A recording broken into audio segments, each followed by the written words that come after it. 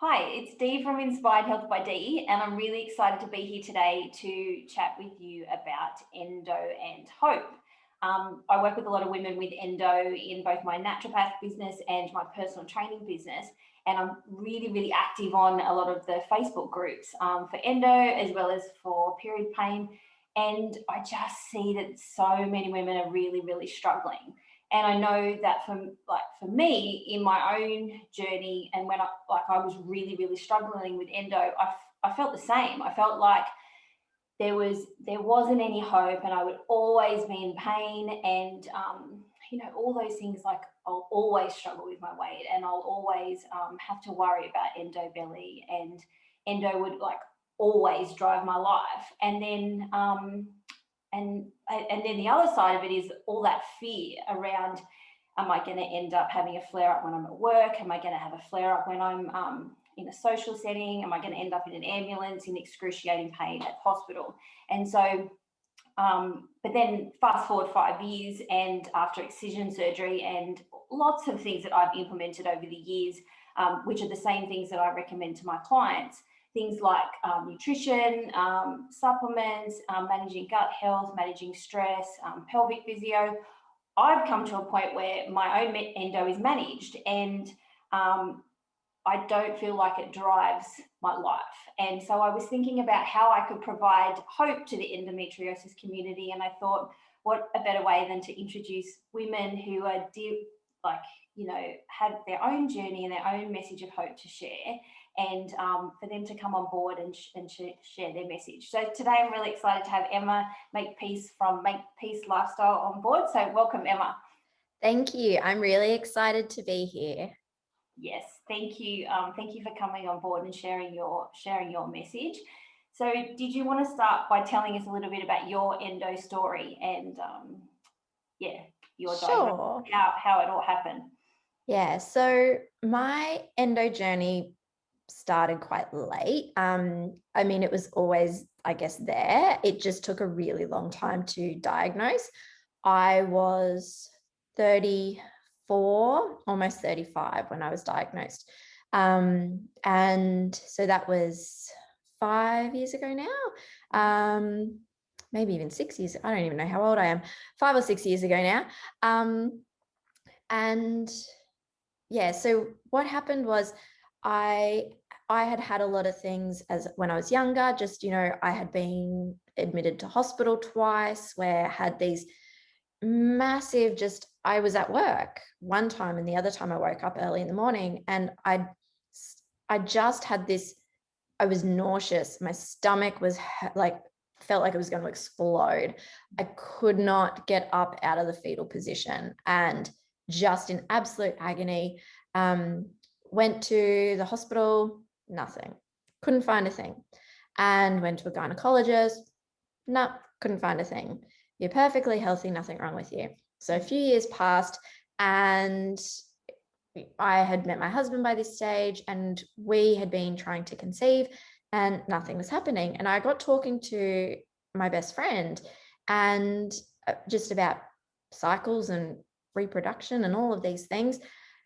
And she said to me, Em, you need to go and speak to a gynecologist again and a fertility expert again, and just make them listen to you, because everything you are saying is, this is not normal. This is not normal. And she also has endometriosis. So, knew straight up. And then, it was that, hang on, reminder that just because you've lived with this for a very long time, like all of these things happening with your cycle, and you've always been told that they're normal. Like every time you went to the doctor or to anyone, it's normal. So I questioned,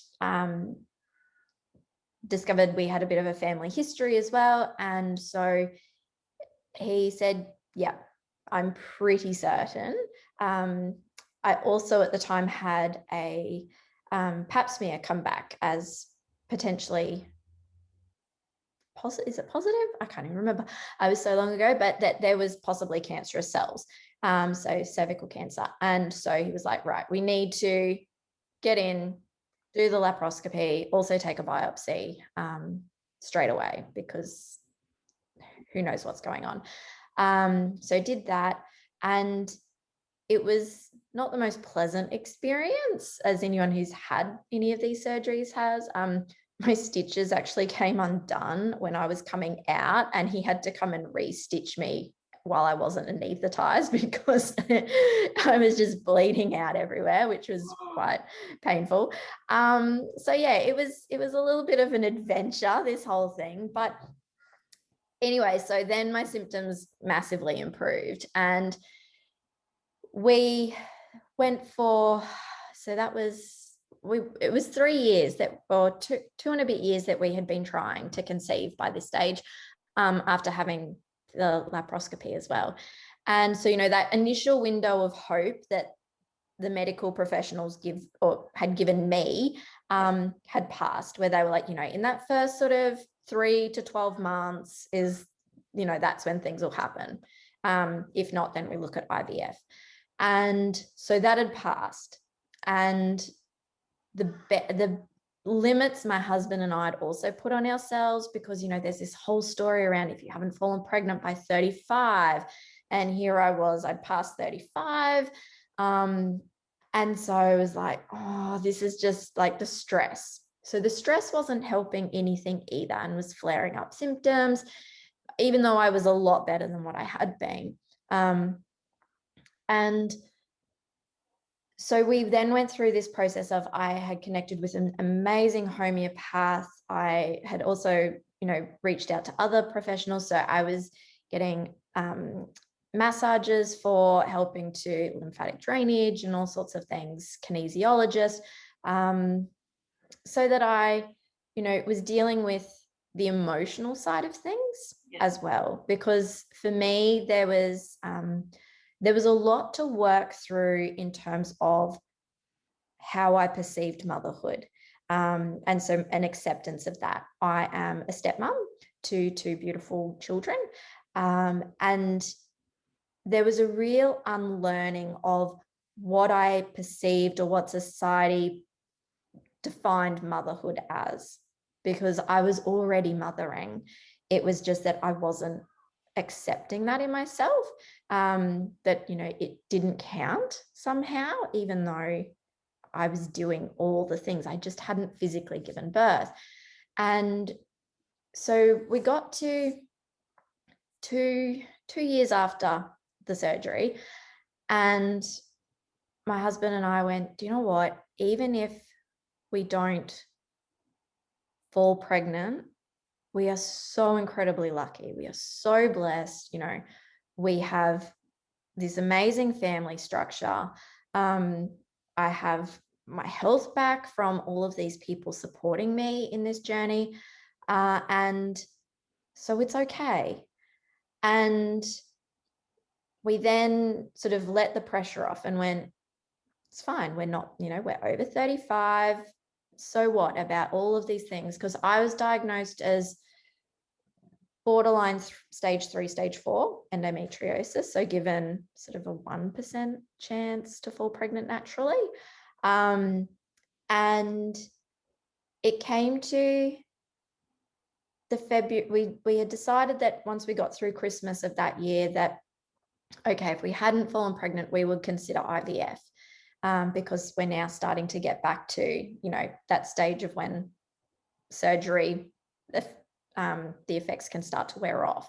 And so we went, had the meeting found out all the information, and my husband just had an overwhelming feeling of, this just doesn't feel right.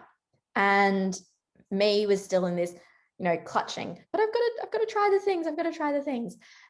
And we were sitting at the beach one afternoon, being summer, and I just had this overwhelming feeling, and I burst into tears. And it was just, it's not your time. Stop. And I told him, and we both just breathed this collective sigh of relief and went, okay, yeah, it's not our time. And so it was actually after, I've got my timelines muddled up, but it was after we then had this moment where we went, we're really blessed with the family that we've got, where this is us, this is how our family looks, and that's okay. That a few weeks later I found out I was pregnant. So it was, I had to go through all these layers of surrendering to, here might be the data and the percentages of what happens or what can happen, but it doesn't have to be your story. Once I surrendered. So I don't even know how old I was. I think I was 30. It was late 30s anyway. I turned 39 this year. I can't keep track. Once you have a baby, it's just like, what's going on in the world? So I was mid to late 30s when I gave birth. My little guy is 2 now. And, so just completely blew all of that out of the water, where it was like, no, you've got next to no chance of it happening naturally. There's just all of these things. And as soon as we just went, okay, I'm not buying it. I don't believe it. I'm not even listening to it. We're just, whatever will be, which was a really, really hard thing to do. There was a lot of tears shed, a lot of emotions, a lot of things we had to process. But I feel like part of that, in that surrender, in that forgiving yourself, in those emotional processing, it actually helped with my symptoms of endometriosis as well, because, energetically, we can hold guilt, shame, resentment, anger in our sacral area. And so in letting that go and forgiving and doing that work and shedding a lot of that just has helped me personally in the way that I now have symptoms. So yeah. Wow, thank you for sharing. That's okay. So can you talk a little bit more about the moment on the beach? So do you feel that it was like you checking into your intuition, or? Absolutely. My intuition does not lead me astray ever. And in the last few years, it's definitely gotten stronger, because I'm, have that proof now of where my body just talks to me, and it just goes, stop, here is, and you don't need to know why, but just trust. It's all going to happen. And when you let go of that control, because stress comes from trying to over control situations and trying to do all the things instead of just being. And for me, the beach, I'm a water baby. Like, I'm a Scorpio. My dad was a dive master. My mum was a sabo sail champion. My first trip out on a boat to the reef was at 3 weeks old. Like, I am a water baby. So I've grown up doing things in the water. So being at the beach, being by the water, is my place where I just be.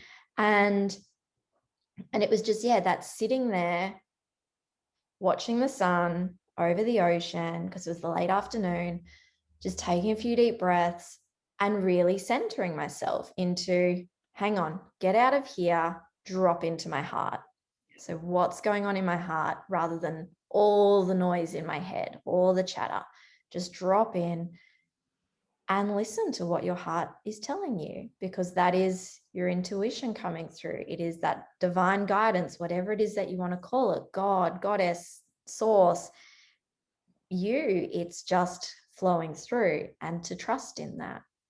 And, that's been such a huge thing, and a part of what I do in my work as well, is how to reconnect to that, to trust in ourselves, to unbusy ourselves, because the busyness of modern life, it's not helping our physical health or our mental health, our emotional health. And so learning to unbusy, and that doesn't mean that we don't do anything, but it's acknowledging that I have a choice here, and I want to take action in my life that lights me up and that is aligned and that is for the highest good, rather than just doing yes or saying yes to something and taking action to please somebody else. Yeah. I was having a conversation with someone about the energetics of social media this week, and how it can be a big energy drain. And it just reminded me then, because I know, like I said, those endo groups are fantastic. They're great for support, but then sometimes it gets too busy, and it's hard to tune in when you have all these different inputs coming in going, you should do this, you should do this, you should do this. It makes it very hard to tune back into that that heart space and the intuition, and to listen to what you have, not what you have to do, but what's in the best interest for you at the time. Yes. Do you have like a tip for that, for how blocking out the noise? Yeah, definitely. So the biggest one, or the easiest way to block out all of that noise, is to go somewhere where you can get quiet if you can. So, nature, whatever that might look like for you. Maybe it's hiking up a mountain, maybe it's diving under a wave in the ocean, maybe it's just sitting on a beach, but taking a few deep breaths and just, have a moment to allow the head, because it'll chitter chatter, without running away with it. So just going, okay, brain, thank you. You were so full of all of this information, and I thank you for that. But right now, I'm going deeper. And, if you need to have a conversation with it, that's okay. I do it all the time. So have a chat, because it's giving you that cue to, okay, now I'm switching down, and actually feel it in your body as well. So it's not, when you're having that, when you're having that deep breath, like, close down your eyes and just visualize when you take that big breath in. And as you exhale, you just feel your energy come down into your heart, and you feel centered there. And it's like, okay. And then just listen, just keep breathing. And there might not be anything, and that's okay. And because it's a learnt practice, again, where, building up that connection, building up that ability to listen into yourself, and knowing that sometimes just that, even asking a question and going, okay, I don't need to know the answer now. So for me that day on the beach, it was, I just kind of sat there, and I didn't need to specifically ask a question, because it was obviously just radiating out of me, like, what the F happens next? Like, what do I do? Like, where do I go from here? And it just, then the answer came, because I stopped, and it just went, just stop. It's not your time. Yeah. And it can be really confronting to listen to those, because they're not always the answers you want to hear either. But that would be the simplest way, is to, one, get outside, and take those few deep breaths and have the little chat with your brain, thank it for all of its wonderful information, but now you're going deeper, you're going into your heart to listen. And the other big tip would be, as wonderful as groups and are for support, is, if you know that you're in a space of feeling particularly vulnerable, or particularly overwhelmed or anxious by something that's taken place in your physical body or your life, then perhaps going into those groups is not supportive for you right in that moment. So it's setting that healthy boundary for yourself, where you go, okay, this is not a time to be reaching out for support in those spaces. Or perhaps it is, it depends on what you need, and is asking that question. What does my body require right now in terms of support? Or what does my body, my mind, my spirit need in terms of support right now? Yeah. And then drop in and listen. Or you'll have someone like call you, and it'll be like a best friend or a relative or something. And it's like, this was exactly who I needed to speak to right now. So yeah, go into question. One of the things, and I don't know if you find this with people that you work with, is when I was really, really struggling with my own journey, and people would say things to me like, the classic one is, you just need to relax, which can be very triggering when you're in a lot of pain. Yep. And now, and I understood it only came from the intention for them to offer care and compassion. And then further along in my journey, I can look back and say, well, that can relate back to stress management or calming things down. And I guess the thing that I can look back on and say now is, well, it wasn't about reducing my pain from 100 to back down to 10 in that moment. It could have just been like a tiny shift, and that 10% shift or that 5% shift can make it shift in a different direction. Even if it's only 1%, it can still shift. So how do you navigate, I guess, that conversation? I think one of the really big things for me is, especially dealing in energy and intuitive guidance and all of those things, is there can be a tendency, and what your comment, like you said, of people saying, oh, you just need to relax. Like, it comes with good intentions, but the impact is not always as what's needed. And I guess it's about being seen, because with this endometriosis, it's not something that is physically seen by other people. And when you're in that space of feeling in pain, you don't need someone to fix you. All that is required is to be witnessed, to be seen, to be heard, to feel validated. And that's not just for endometriosis, that's for any emotions that we're feeling, is to not have them bypassed and be like, oh, if you just do this, you'll be fixed. And I guess, even that center and that dropping in practice that I shared, it's not about avoiding it. It's just about being there in it for a moment, not letting yourself run away with it, but just going to sit here with it for a moment and feel it and see what comes through. And I guess that's, one of the big things for me with women that I work with, is to acknowledge and honor that, you're experiencing these things right now, and that's okay. And that I see you and I hear you, and that we don't need to push through them. We don't need to force anything to happen right now. What if we just sat with that? Do you help women navigate that conversation with the people that matter in their life, to be able to learn to say to somebody, this is how I need help from you? Absolutely. I've actually had several voice messages this morning of people recapping conversations for me. So I do a lot of work around, whether it's in business or personal, but around boundaries and how to set healthy, loving boundaries for ourselves. Because, the guilt that comes from saying yes or no to certain things, as women, there is this, as mums, it can be just ingrained in there doesn't matter what you choose, you feel guilty. Yeah. And that's not healthy.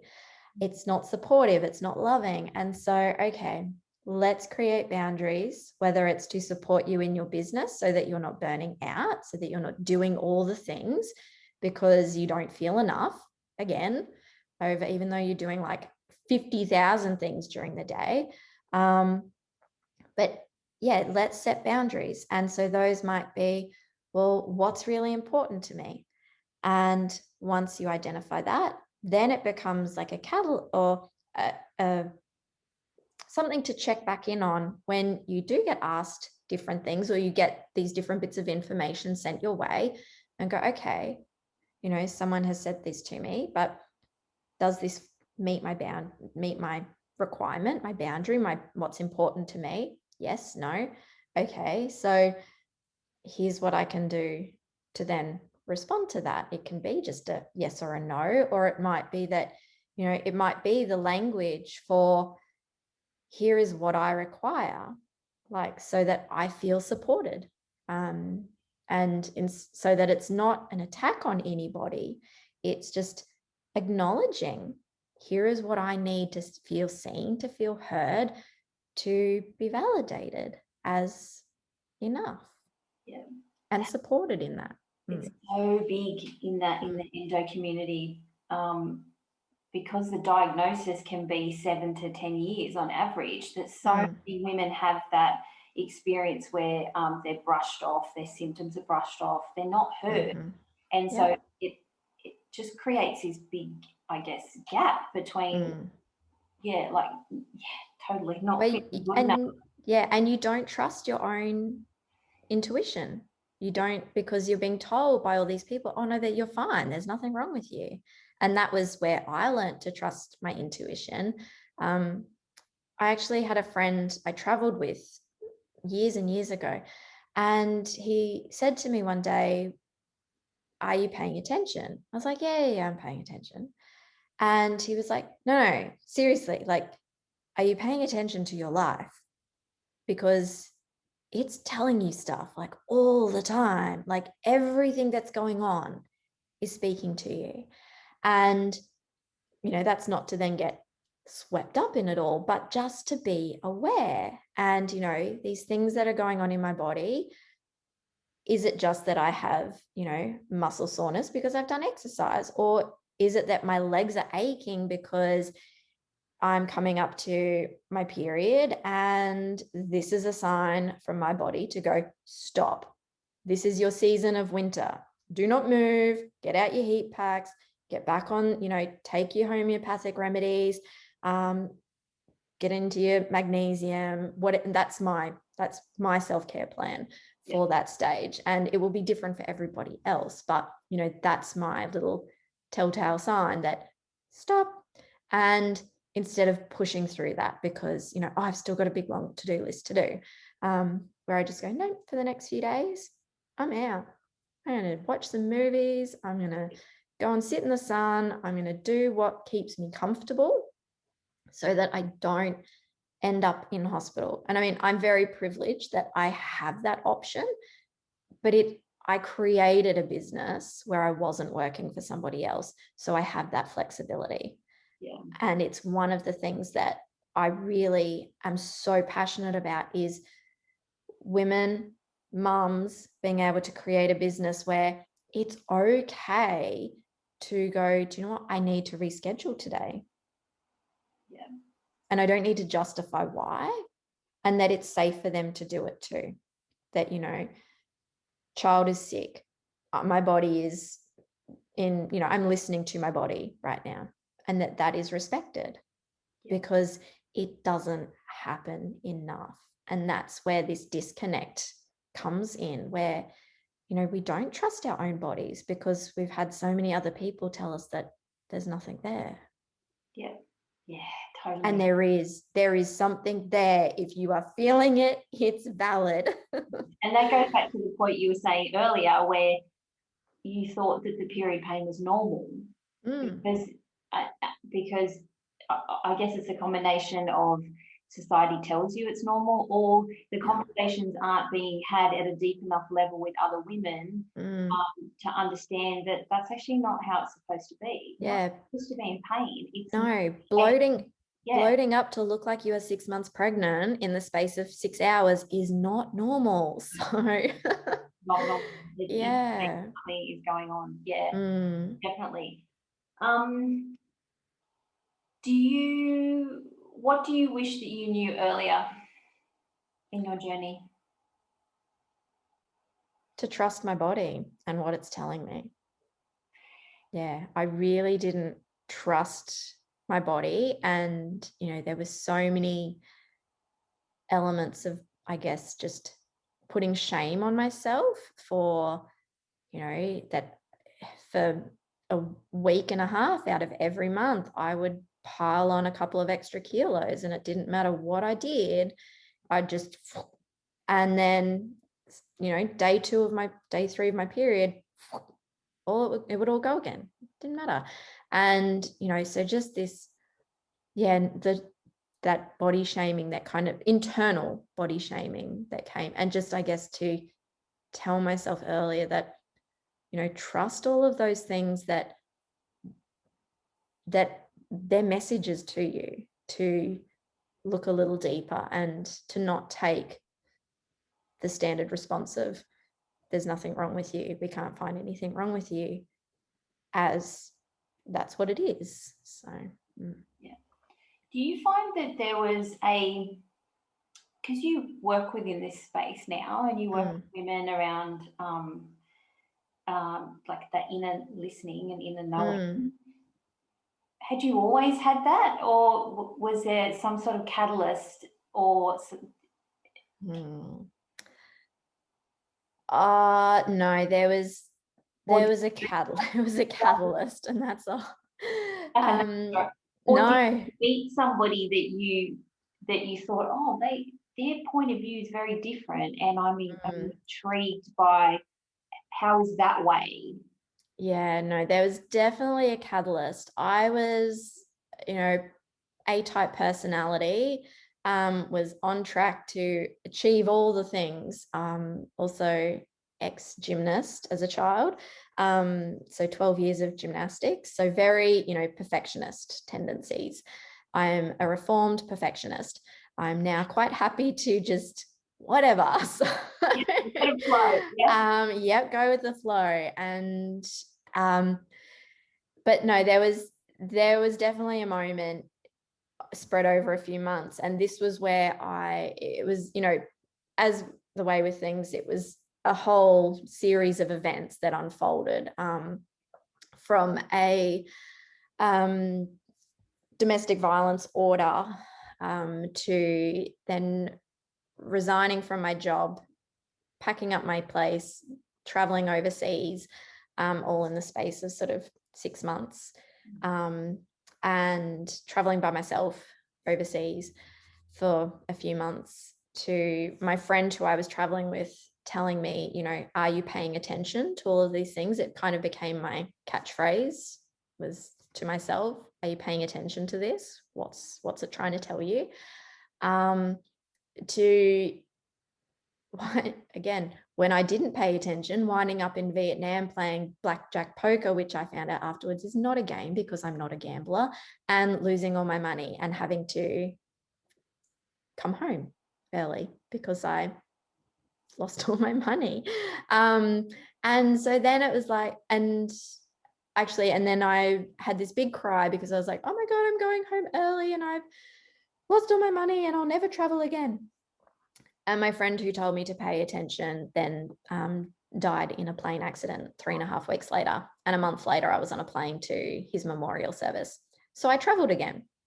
And it was this big universal surrender, stop telling yourself what you can and can't do, stop trying to control it all. Like, there's a bigger plan in play here.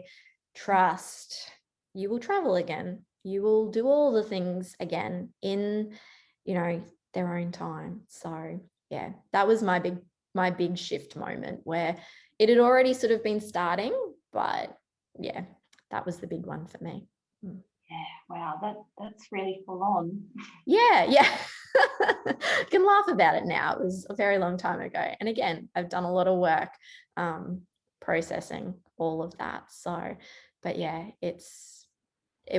I'm so incredibly grateful for the lessons that came from it, and that it has put me on this path, because otherwise I may still have been doing all the check off things that I was told were important for living a good life, and instead started living my life.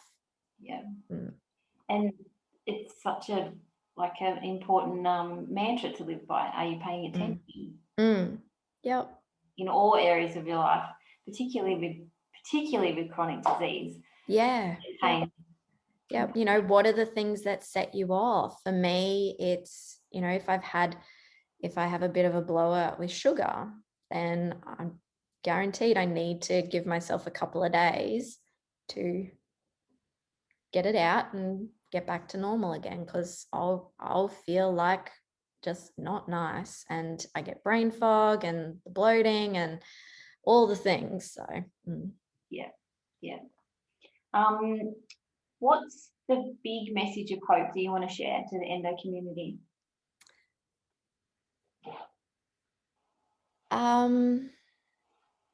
Big message of hope. Or if there's a woman who feels like she is really, really struggling, what would 3 tips be, the things, pieces of advice you would share with her? I think the big one is to honor where you're at, is to not bypass it, because there can be a lot of pressure to just get on with things and, you know, to ignore it because it can't be seen, that, you know, all of those things, but just to honor where you're at, to acknowledge it, that, you know, if you're having a shitty day where you feel horrible, what can you do that's loving for you? And maybe that is that you switch off and do nothing for the day. Like you just have a Netflix binge with a hot pack on and whatever else it is that you need to do. Because it's finding that balance for you where you're not avoiding the feelings, but at the same time, you're not getting stuck in them too. It's allowing yourself that space to feel it, process it, release it. So honor you and where you're at in each day, in each moment. Yeah. Because then the emotions tend to move through you when you're Yeah. And I mean, you always feel better after you've had a big old cry. Like, I mean, it feels horrible at the time, and because we don't, you know, there's this pressure to not do that, and it's like, oh, I don't want to cry and I don't want to look like ugly cry and have like snot dripping out my nose and all the things, but afterwards you're just like, oh yeah, that was what I needed. So do it, honor it, let it just happen, and then it creates space for you to start to go, okay, what else do I require here to move forwards with love and compassion for yourself? Yeah. So that's the what next. Yeah. Thank you for sharing all your information and your tips. So if people want to work with you or know more about what you do, how can they get in contact with you?